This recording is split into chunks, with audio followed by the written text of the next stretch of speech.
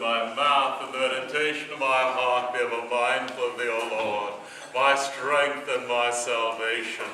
Amen. Would you please be seated? It's a glorious day, and I see half of us are on the golf course or out fishing. Well, it doesn't matter, because Jesus is alive in our hearts and is powerful, and he can change your life if you only invite him in. I want to preach to you this morning on the passage about the prodigal son. I'm going to make some people cry. I did that last night. I did that this morning at 8 o'clock, and I don't think it's because I had garlic for breakfast. I'm going to talk about salvation and joy and the power of Christ to overcome everything in your life. It's that real and true. I've seen it. And I want to tell you this good news that will change everything. My time in Florida as a priest over the past 25 years has taken me all sorts of places. I have been to the beautiful church in Palm Beach and in Winter Park and all these beautiful places that glorify God. Actually, they glorify the Episcopal Church, but God is in there too. And then I spent years working in places like Okeechobee and Avon Park, and there's one place I've never quite mentioned because I really have nothing good to say. I can tease Okeechobee about Okeechobee, but Okeechobee is bright lights and big cities. It is the happening place compared to Indian Town. Many of you may have never heard of Indian Town. Others will have driven through, rolled up your windows, and kept going. There's a Burger King. There's a Citco. There's an old-time Florida hotel on the side of the road, the highway between Stewart and Okeechobee. And then there are little concrete cinder block houses, little tiki-type houses made of thatch, and barracks. Barracks. Yes, barracks. Tens of thousands of men during the season, migrant workers, live in the barracks in Indian Town. They work in the sugarcane fields. They pick the crops. They're from everywhere but here. West Indians, Guatemalans, Mexicans. It's a giant migrant worker camp. I was first called out to see somebody in Indian Town when I worked for hospice. And I went, and I at that time was a young priest, and I was very, very culturally sensitive. So I studied my Spanish vocabulary because I knew I had to go visit. I had a Spanish name, and this man was dying, and he was surrounded by his friends in one of these barracks, and I was called out to visit him and give him the comfort of the church. And so I got there, and I came in, and the lights were very low, and the man was laying in the only single bed. The rest were bunks. And I noticed everybody was really, really short. I mean, like, I'm 6'3", nobody was above 5'2" or 3. And I come in and I got my collar on, and I go, "Hola, mi nombre es George," and some other stuff. And all these eyes focus on me. No faces change, no expressions. And somebody says, "We don't speak Spanish." No. They are Indians from Guatemala who, speaking Spanish, they find offensive. Because they're not Spanish, they're Indians. And they're also all Pentecostals, so my coming in a collar speaking in Spanish really didn't set the stage. Well, I got out of that one. But I had another encounter. It wasn't actually in Indian Town. If you drive through Indian Town, keep driving. It is not one of the nice places in Florida. It's not going to be on any Chamber of Commerce maps. It's one of these places that we in an agricultural society need to have. It's where the migrant workers live during the season. And when the season's over, they go out to California, or they go out to North Carolina, or to any of the places where the crops need to be picked. And sort of the attitude of the state of Florida, and frankly the attitude of the church is, it's now somebody else's problem. These are not the happy places. Well, having introduced the topic of not happy places, let's talk about our gospel reading. And you'll see where I'm going to go. This is chapter 15 of Luke's gospel. Jesus spent chapter 14 eating out. He was with the Pharisees and the Sadducees and the lawyers. He was having disputes with people. He was having really nice time. Well, actually not such a nice time. But he was having a very genteel time with the Jewish establishment, eating meals. So Jesus was already socializing outside of his set, people beside the disciples and his followers. And chapter 15 starts with the Pharisees saying, Jesus, guy we just had over to dinner, is eating with tax collectors and sinners. And they don't need to say anything else because that's it. That's enough. Now why? Well, what's the big deal about tax collectors? It may be an unpopular profession, but why is it ranked up there with sinners? Well, in Israel at that time, to be a tax collector, you bought the right to collect taxes from the Romans. The Romans would say, okay, Nazareth, you're owing us collectively $1 million this year, and we'll sell you, this Jewish resident of Nazareth, you collect the taxes. If you need the army to come help you shake down some people, give us a call. We'll break a few windows. We'll break a few heads. And if you collect a little more, that's your profit. So tax collectors were Jews that had gone over to the Romans. They were the traitors. They were working for the enemy. They were extorting the people financially. You didn't fill in a little form and mail it in. You had somebody come to your shop, somebody come to your farm and demand money at the point, not of a gun, but of a spear, of a sword. And these were the Jews that helped the Romans do that. Now, who are the sinners? Is Jesus dining with the local mafia don or something? No, he's not. See, for a Pharisee, anybody who wasn't a Pharisee was a sinner. Have you ever met Christians like that? Unless you are exactly like us, unless you worship the way we do, unless you dress the way we do, unless you're the same color, unless you're the same class, unless you are identical to us, you're a sinner and gone to hell, we don't have nothing to do with you. That's the way the Pharisees viewed the world. And one of the things we know from the Jewish literature of that era was that the Pharisees taught you should not socialize with someone who is a sinner, even to bring them out of their sin. Meaning, if they were a sinner, you still had no business socializing with them to save them. They had to do it themselves. You couldn't get involved, because if you got involved, you got contaminated. And you yourself became a sinner. Now, so Jesus is being basically dressed down by the Pharisees for associating with traitors and with people who are not keeping the law. People who are not as pure as the driven snow like the Pharisees. Now, one of the curious things about Jesus' teachings is that he's harder on the judgmental people than he is on the actual sinners. He has harsher things to say about the people who judge other people than about the thieves and the murderers and the prostitutes. When the woman is caught in adultery, he doesn't spend a half hour telling her what a horrible, evil person she is.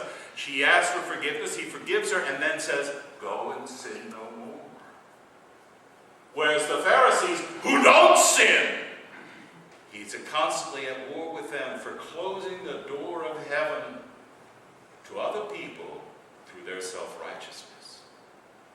So Jesus tells this parable of the prodigal son in response to the Pharisees, saying, everybody's a sinner but us chosen, frozen Episcopalians of ancient Israel. And the story is well known to most of us. There was a father who had 2 sons. He was a wealthy man, and the youngest son comes of age and says, Dad, I can't wait for you to die. I want my half of the farm now. I want my half now. It's mine. Give it to me. You're going to die one day. I want it. You're old. You don't need the money. I'm young. I can spend it and enjoy it much more than you can. And the father says, okay. And he gives his son half of everything. The son converts it to cash and goes off to Las Vegas or Miami or wherever it is and lives a life of abandon and pleasure, and then money runs out. Isn't it interesting how fast money runs out? Then as now, some things don't change. And his life turns downward, and basically there's nothing left, and he has to eat, and he can't find work, and he finally has to get a job as a swineherd, a pig herder. And he's envious of the pigs, because at least they get regular food. He's got to steal stuff out of the pig trough to survive. And he says, what have I done to my life? I had everything. I had family, I had fortune, I had everything, and now I'm fighting the pigs for food. And he heads home to seek a new start and forgiveness. Now the scene shifts. On the cover of our bulletin, Rembrandt has painted a picture of this parable. Now Rembrandt has taken artistic license. In the parable, the father sees the son from a far-off distance and runs out to see the son. And the older brother is out working in a different field and doesn't find out about things until he comes home at night and finds a party going. Here, Rembrandt has squished everything together. They're at the house. There's the son, and he's got one shoe, and he's got bald spots, his patchy hair, he's dressed in rags, he's resting his head against his father's chest.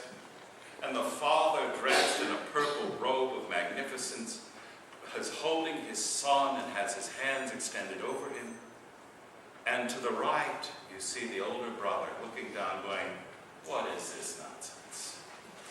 This is somebody who, I hate this guy. I thought he was gone. Now, and Rembrandt has sort of put all these scenes into one scene. The unconditional love and forgiveness of the father, the repentance of the younger brother, and the anger of the older brother.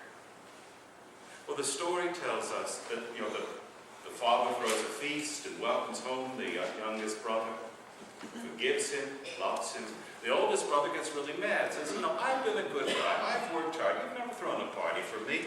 And he's justifiably annoyed that he's not being treated fairly. And the father says, everything that is mine is still yours. But what was lost has now been found. And we rejoice at those who are lost who have come home. It doesn't change my love for you. We just rejoice that your brother now knows love too. This is the parable, and it speaks about the unconditional love of God. That you cannot out-sin God's capacity to love you. It also speaks of the sin of the Pharisees. The Pharisees who kept the law, who did everything right, but still were censorious of those who would come to faith unless it was their way. And so this parable speaks to the Pharisees for being judgmental, and for people who have sinned that they can come back to God. Jesus tells similar stories again and again about the lost sheep. He's got 99, the shepherd has 99 in the corral, but he's lost the one, and he rejoices over finding the lost one more than having the 99 safe and sound. Or the widow who has a bag of coins and who loses one and sweeps and cleans her entire house till she finds that lost coin.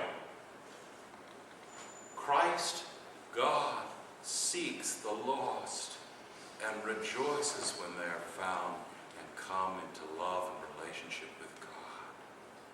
It doesn't in any way lessen the love of those who are already found. On Christmas Eve, we have a candlelight service. And we start off at the end of the service, I take a candle and I light it from the Advent wreath, and then the deacons light their candle from my candle. We go down and everybody lights their candles. Now, my lighting a candle and somebody lighting their candle from me doesn't diminish from the Advent flame. It doesn't take away a single spark of light. It increases the light. And this is the way the love of God works. So let's journey back to Indian Town. years ago, my career has been sort of unusual. It's not your typical parish career. I spent 5-6 years as a hospice priest while working on the weekends at parishes in the interior of the state, places that couldn't afford a full-time priest. And so Monday through Friday, and I was paid by the hospice agency, whatever the collection was on that Sunday. After the bishop got his cut, I got mine. Well, I got a call one Friday night. It was from the nurse at the residence in Stewart. A hospice residence, if you don't know, is where you go if you can't be taken care of at home, or if death is imminent, or if you need sort of round-the-clock care. And hospices vary tremendously in the quality of their care. They all meet the same medical guidelines, but the attitudes that the people who run them bring really do make a difference. I worked for a place where the Fort Pierce branch was fantastic. The Stewart branch, I was scared to death to walk into that place. They were so nasty. Well, I got a call, said, "George, we need the chaplain. Could you come over?" And I said, "Sure." And the nurse said, "Well, the supervisor says the doctor's already been in. And there's this woman patient, and she is so distraught, so upset, and we've pumped enough OxyContin into her that she's floating up here somewhere. And so, but it's not worked." And we called the psychologist, and the psychologist has been in and talked to her, and that's not done anything. And we're basically going down the list of specialists, and we finally reached the chaplain, and if you can't do anything, we'll call the podiatrist. I think that. So chaplaincy was not highly regarded by this particular person. And I thought, oh, okay, that's fine. I still do my job. So I come in and before I go in and see the patient, I read the chart, because I want to know what I'm dealing with. And I think for the first time I met somebody who was exactly my age, a contemporary in age. I was in my late 30s at the time. And in hospice, this was unusual, because most of my, call them clients or patients, were in their 60s, 70s, 80s, and then I also had children. But I didn't really have people in the prime of life, because people at that time, they get hit by a car or dropped dead of a heart attack. They don't have, very rarely do they have hospice illnesses. And I'm reading, and the woman, and the chief nurse says, "If I were you, I'd wear gloves." And I said, "Okay, let me read the chart." And at the time, remember, our state of medical knowledge is not what it is today. I'm reading, this woman has HIV. This woman has syphilis. She has tuberculosis. She has all these lists, but the reason why she's in hospice is she's dying of cervical cancer. And at that time, we didn't know how HIV was transmitted. We thought, I remember having to throw out a suit because I had an AIDS patient weep on my shoulder, and the tears would contaminate me, and that's what we thought at the time. We didn't understand how it worked. So I'm reading this, and I'm thinking, oh God, this is not going to be a happy one. And usually when I'm about to go in to see a patient or a hospice, I usually come up with a pattern, some sort of little thing to say to start the conversation going. "Alan, I hear the Redskins are going to kill the Eagles this afternoon," and, just something meaningless to open a door. Well, I didn't think football would do that in this circumstance, and I really didn't know what to talk about.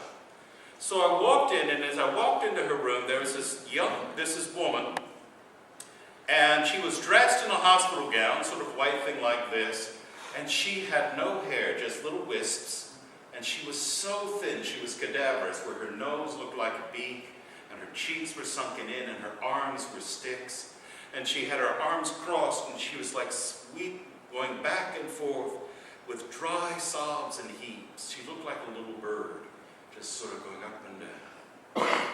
And I didn't know what to say, and I was praying, Lord, what do I say? What do I do? And what came back in my mind was just wait, be quiet. And I sat there. It could have been a minute, could have been 5 minutes. I don't know how long it was. And she finally, all I had done is says, "My name is George." And I sat down, and I had my collar on. I mean, it's obvious what I am. I wasn't a podiatrist. And she turned to me, and she looked at me in the eyes, and she said, I've been bad. And she proceeded to tell me her life. She had been the star of the Fort Pierce Central High School drama group. She could sing, she could dance, she was going to go to Broadway. And then she got pregnant during her senior year in high school. Well, Fort Pierce then, as it is now, was a southern town. You don't take babies with you to Broadway, and if you get pregnant, you get married, or you move to Miami. You don't raise a single child. Well, she went to Miami, but she had an abortion. And Fort Pierce is a tiny town. Not that tiny, but it is in that sense. There's the high school. And everybody knew that this girl had gone to Miami to have an abortion. And she was read out of her church. She couldn't go to the First Baptist Church anymore. Couldn't be baptized. And to assuage the pain of her life, she turned to drugs. And she was basically kicked out by her family after she had stolen from them. She stole from other people, and finally she wound up as a prostitute to finance her drug habit. And for the past few years of her life, she had been a prostitute in the migrant worker camps of Indiantown, where a white woman, no matter how diseased and drug-addled, could still work as a prostitute in these giant dormitories with Indians from Guatemala and men from Jamaica and Trinidad who are there working, living by themselves before they go home to their families. She said, I've been bad. And God has finally given me cancer in the spot where I killed my only child. This is God's revenge on my life. For having killed my baby, He's now killing me. Nobody can do a thing. There's nothing that anyone can do. My life has been a life of pain and crime and violence. And I just want to die and make it go away. But I'm afraid of dying because I'm going to go to hell. Nothing can be done. And I told her that wasn't true. I told her that God loved her more than her capacity to sin, more than her capacity to run away. If she turned her heart to Jesus Christ, God would forgive her. Now, when I was a young priest and I had grief and troubles, and people would, well-meaning people would say, take your troubles and put them at the foot of the cross. Okay, they're there. You know, it didn't mean anything, because I didn't understand what that meant.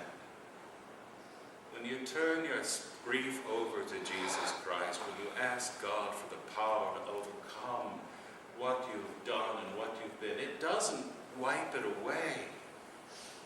It makes it bearable and puts it in perspective, so that the love of Christ doesn't mask the pain, but lifts you up out of that pain. And I shared with her what God taught in the Bible, and that how God, like the prodigal son, this is somebody who had done things just as bad as she had done, but the father welcomed him home, slaughtered the calf to have a party, because he was loved, because what was lost is now found. If she opened her heart to Christ and accepted that love, she would never, ever have to fear damnation. After she was baptized, she said no. They kicked her out of the Baptist church before they would do it. I said, would you like to be baptized now? And she said yes, and I baptized her. If the bishop were there, I would have confirmed her and had her made a priest too, just get it all done. We had Holy Communion. Well, what does this mean? The sacraments are food for the journey to immortality. When you partake of the body and blood of Jesus Christ, you are joining spiritually, emotionally in that communion of saints, of Christians past, present, and future, on the journey to paradise in relationship with Jesus Christ. And I sat with her that night until she died, and I closed her eyes, and I gave her absolution before she died. And I I know that she's in paradise. Now, if I were Oral Roberts and I was a good Pentecostal, I would tell you that she stumped out of that bed, grew her hair back, and is now on Broadway. She died. She died with enough OxyContin to float her teeth. She didn't feel a thing. She had fantastic medical care, palliative care. But she also had the knowledge that she was loved. She was God's own child. No matter what she had done, it wasn't saying it was okay to do this. It's okay to be a prostitute in a trailer and infecting men who are going to go back to Central and South America with a disease. It's not, I think, that's not the time to talk about that. It's the time to talk about her turning her heart over to God. Are we judgmental? The wonderful thing about a parable is that you can be a different person at different stages in your life. You can be the prodigal son who is coming home. You can be the father greeting the lost child. You can be the older brother being annoyed at the favoritism you see or feel.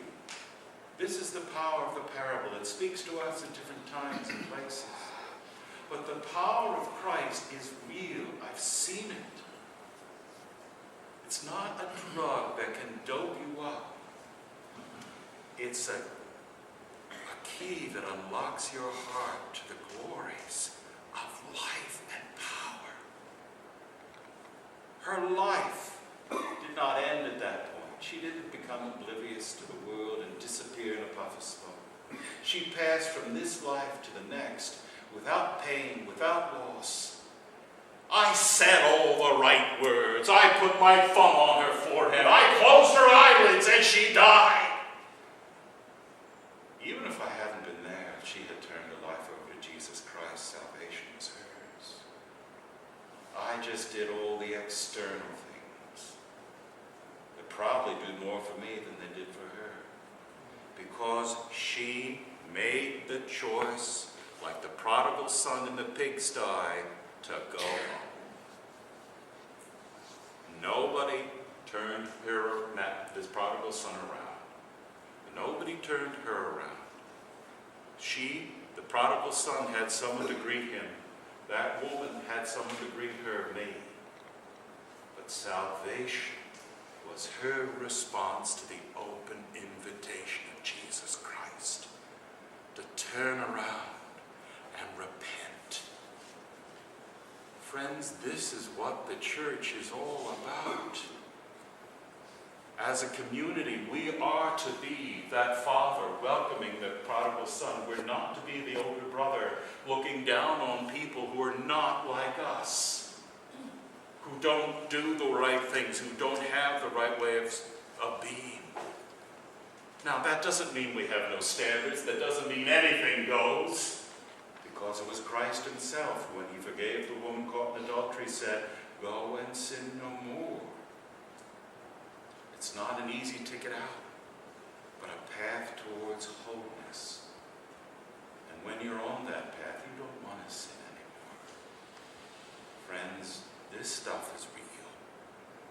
The power of Christ is in your life now. Open that door to the world. Who can be reached by you? How can Christ reach you? Friends, this is the joy of life in Jesus Christ. And it's yours. Take it into the world and rejoice, because your Savior is real. He's alive.